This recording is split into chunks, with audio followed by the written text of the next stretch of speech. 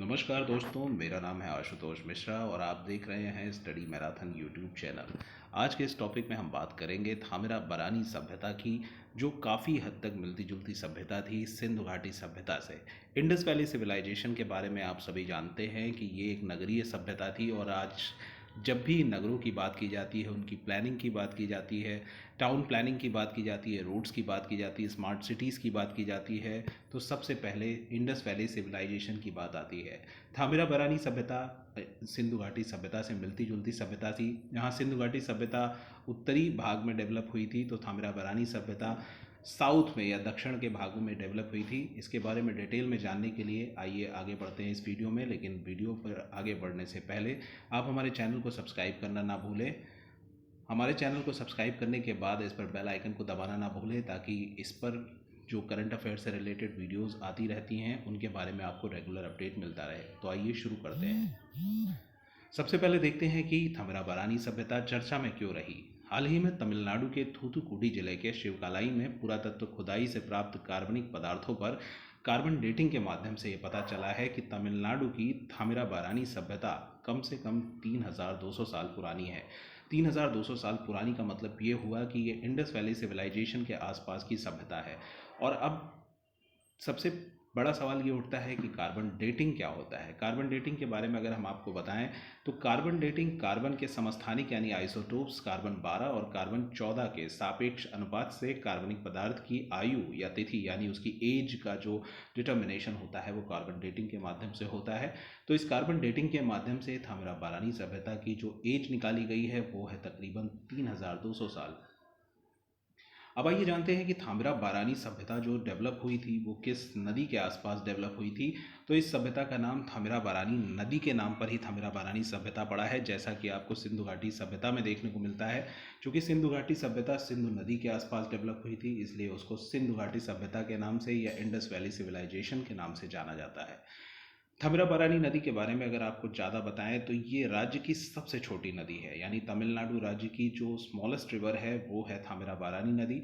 थामिराबरानी अम्बा समुद्रम तालुक में पश्चिमी घाट की पोथीगई पहाड़ियों में शुरू होती है।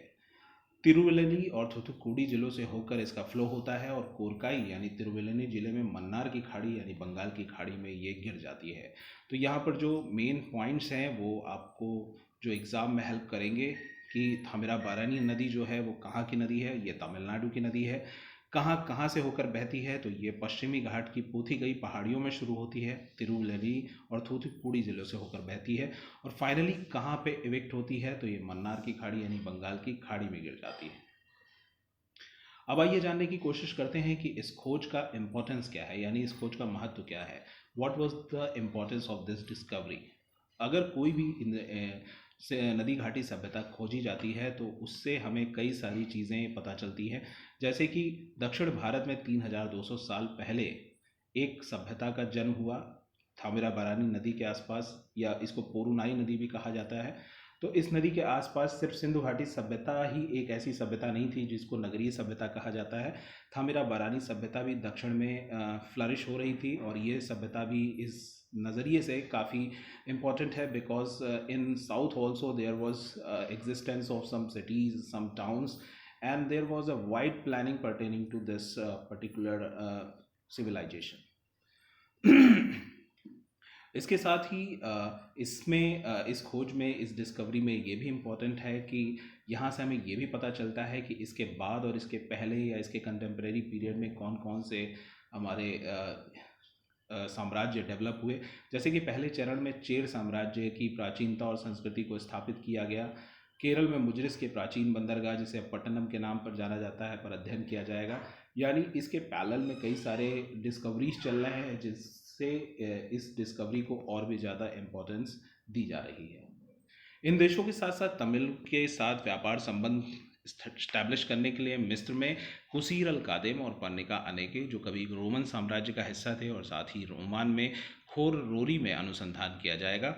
इन देशों में तमिल लिपियों वाले बर्तन पाए गए हैं। तो इन देशों में क्यों अनुसंधान किया जाएगा, क्योंकि यहाँ पर जो तमिल लिपि है उससे रिलेटेड आपकी पॉटरीज का डिस्कवरी हुआ है। तो इन देशों में जिन जिन देशों के साथ इस सभ्यता के दौरान व्यापार होता था, बिजनेस होता था, उन देशों में जैसे हमने आपको बताया कि कुसीर अल कादेम, पर्निका अनेके, और ये सभी रोमन साम्राज्य का हिस्सा थे। और ओमान का खोरोरी, इन पे भी जो है आपका रिसर्च किया जाएगा, अनुसंधान किया जाएगा। इसके अलावा इंडोनेशिया, थाईलैंड, मलेशिया, वियतनाम जैसे दक्षिण पूर्व एशियाई देशों में भी इसमें स्टडीज़ की जाएंगी।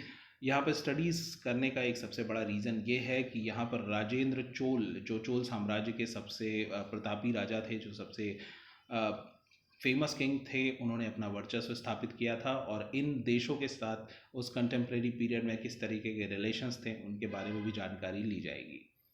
इसके अलावा तमिल भारत के 3 शासक घरानों पांड्यों, चेरों और चोलों ने दक्षिणी भारत और श्रीलंका के वर्चस्व के लिए लड़ाई लड़ी थी। इन राजवंशों ने भारतीय उपमहाद्वीप पर प्रारंभिक साहित्य को बढ़ावा दिया और कई महत्वपूर्ण हिंदू मंदिरों का निर्माण भी किया। जैसा कि हम जानते हैं कि दक्षिण भारत में कई सारे हिंदू मंदिर ऐसे हैं।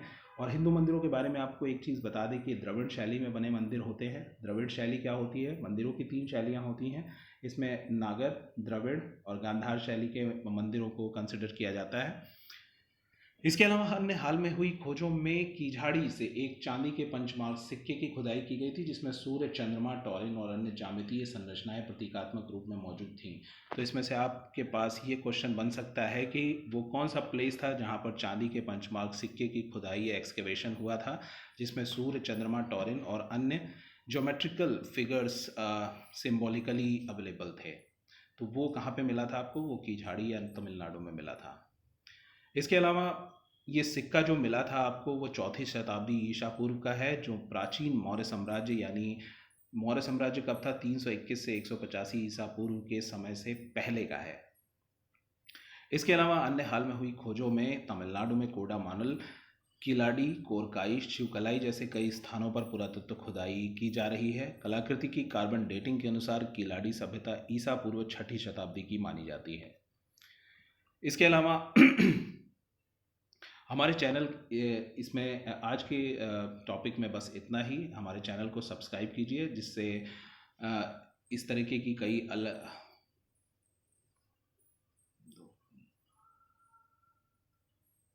इस तरह के करंट अफेयर्स के बारे में और विस्तृत जानकारी पाने के लिए आप हमारी वेबसाइट पर जा सकते हैं, जिसका नाम है www.studymarathon.com। और यहाँ पर न्यूज़लेटर सब्सक्राइब करके आप यहाँ पर हुई हर दिन की अपडेट्स के बारे में जानकारी प्राप्त कर सकते हैं। हमारे चैनल को सब्सक्राइब करने के लिए बेल आइकन बटन ज़रूर दबाएं, और इससे आप सोशल मीडिया पर भी सब्सक्राइब कर सकते हैं। Thank you.